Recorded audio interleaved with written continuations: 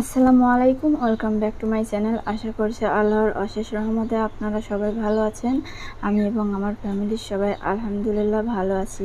তো আজকে আমি বিরিয়ানি রান্না করব প্যাকেট মশলা দিয়ে। আর বিরিয়ানিটা রান্না করব হচ্ছে আমি গরুর মাংস দিয়ে। এই জন্য ভাবলাম আপনাদের সাথে একটু শেয়ার করি, কারণ আমি গরুর মাংসের বিরিয়ানি একদিনও শেয়ার করি নাই।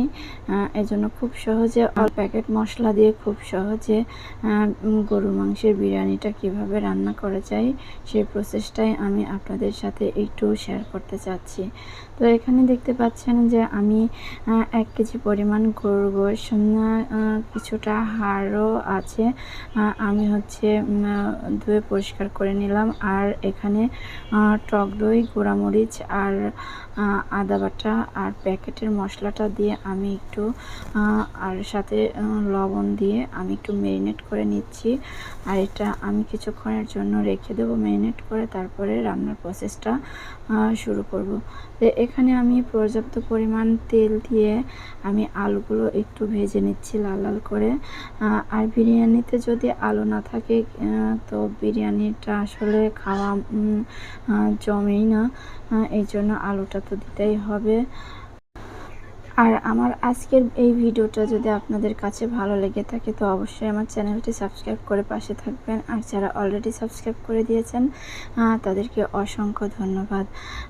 আর প্লিজ আমার ভিডিওটা কেউ টেনে টেনে দেখবেন না। আর প্লিজ আবারও বলছি, ভিডিওটা দেখার সময় ভিডিওটিতে একটা লাইক দিতে ভুলবেন না। আর এখানে দেখতে পাচ্ছেন আমি বেরেস্তা করে নিচ্ছি পেঁয়াজের। এই পেঁয়াজের বেরেস্তাগুলো আমি কিছুটা তুলে রাখবো আর কিছুটা গোশ রান্নার সাথে দিয়ে দেব। আর এই যে এখন আমি পেঁয়াজ বেরেস্তা কিছুটা তুলে নিয়ে বাকিটার মধ্যে গোশটা দিয়ে আমি গোশটা রান্না করে নেব। আর মানে আমি এই প্রসেসে এই প্রথম রান্না করলাম, যে হচ্ছে মানে চাউল আর গোশ একসাথে ভেজে নিয়ে, সামনে আপনারা দেখতেই পাবেন, কেউ টেনে টেনে দেখবেন না, এইভাবে ভেজে নিয়ে আমি এই প্রথম রান্না করলাম চাউল আর গোশটা একসাথে। তো যাই হোক, মোটামুটি কিন্তু অনেক ভালোই হয়েছিল।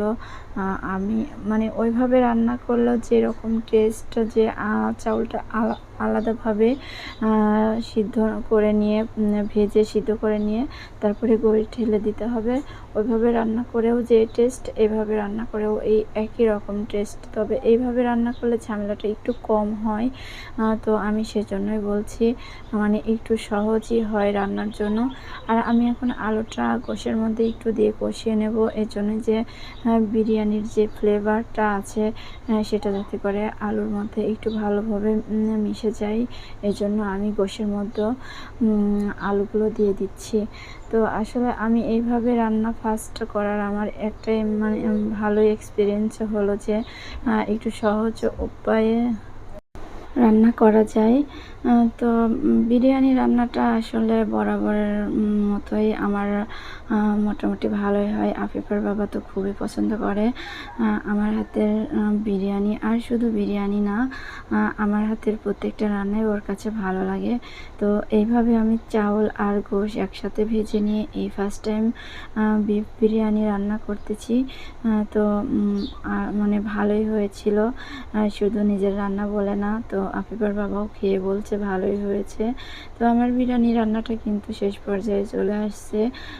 তো আমার রান্নাটা কেমন হলো, আর এই যে এখন আমি একটু ঘি দিয়ে দিলাম, আর ঘিটা কিন্তু আজকেই শেষ হয়ে গেল। তো আমার ভিডিওটি যদি আপনাদের ভালো লাগে থাকে তো অবশ্যই পাশে থাকবেন। সবাই ভালো থাকবেন। আসসালামু আলাইকুম।